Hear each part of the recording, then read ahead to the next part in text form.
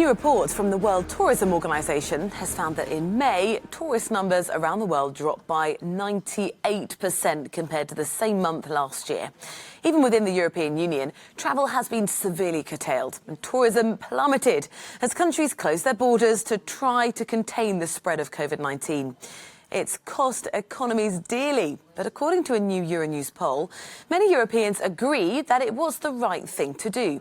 Neil O'Reilly has the story.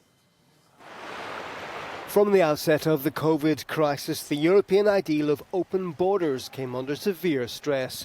As the disease spread, some governments gave into a nationalist reflex and shut their frontiers. With circumstances improving, they've begun reopening. But how do people feel about it? In partnership with pollsters Redfield and Wilton Strategies, we sought the views of residents in several countries. And there's a stark difference between Germany and others.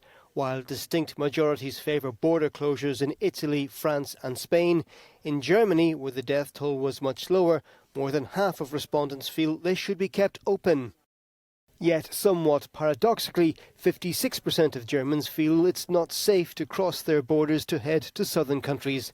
And that's also the prevailing view in Italy, France and Spain in particular, where 6 in 10 people think it's unsafe for northern Europeans to travel south. That's bad news for Mediterranean nations hoping for a recovery boost from this annual summer migration. Before the pandemic, Germans were those most intent on holidaying abroad, and over 2/3 of Italians, French and Spaniards had some kind of travel plan, whether abroad or domestically. Now that's all changed.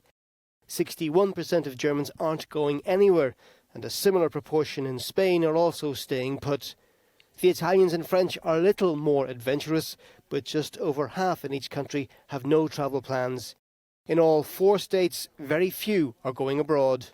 The easing of lockdown coincided with the start of the holiday season, but the reopening has been too little too late for anything like a return to normality. And as we've seen recently, the threat of a second wave means travel across Europe remains highly vulnerable. Neil O'Reilly, Euronews. Well, with more on European attitudes to travel and the future of global tourism, we're joined now by Rosie Spinks. She's tourism editor at travel industry publication Skift in London. Thank you very much for speaking to us. Look, this really is such an age of international travel, isn't it? Were you surprised to see, and why do you think it is, that people have been so open across Europe to the closing of borders, even within the EU?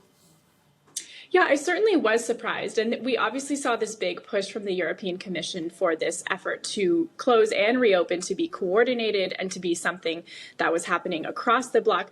But as you said in your report, that's really not what happened in any sense. And as we see these countries reopening, it's the same thing. We're not seeing a coordinated effort. What's happening now is people are taking staycations, either because their governments are sort of advising against travel, or you might have the concern, well, great, I might go to Spain on holiday, but I don't want to be forced to quarantine for 2 weeks when I get back. How long might the staycation be in place for, and which countries will be worst affected if we all decide, well, we'll just holiday at home this year? Yeah, I mean, it's impossible to say how long this period might last. Certainly, this year is not going to be anything close to normal in terms of travel. But you're absolutely right. When it comes to staycations, some countries benefit far more than others. Countries like Germany, France, Italy, there's a high appetite to travel, and there's sort of more of an income level to do it. Whereas, Montenegro gets far more of its travelers from other nations, and has an economy that's quite dependent on that tourism industry. So they may see even more of a decline in tourist revenue if everyone has to vacation at home. Do you think we might actually see more of a long-term shift of people preferring to stay at home rather than take those, often several international holidays a year? Mm-hmm.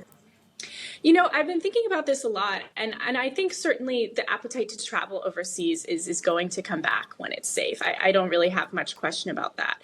However, I do think there may be a sort of psychological legacy of this moment where before, the shutdown in March, no one really thought it was possible for person from a country like Western Europe to get stuck abroad. And, in some nations, like travelers from Britain and even America, they really were stuck. They found themselves without a lot of help from their embassy. And so I do wonder if the memory of that and this idea that you could be scrambling in an airport to get a flight or having to find accommodation in a country as a sort of global disaster is happening may leave this sense that travel is a little less seamless than perhaps we thought it was. And there's a little more risk associated with traveling across the world, as you said, several, even 5, 6, 7 times a year. Thank you very much, Rosie Spinks, the tourism editor at the travel industry publication Skift, speaking to us there in London. Thank you.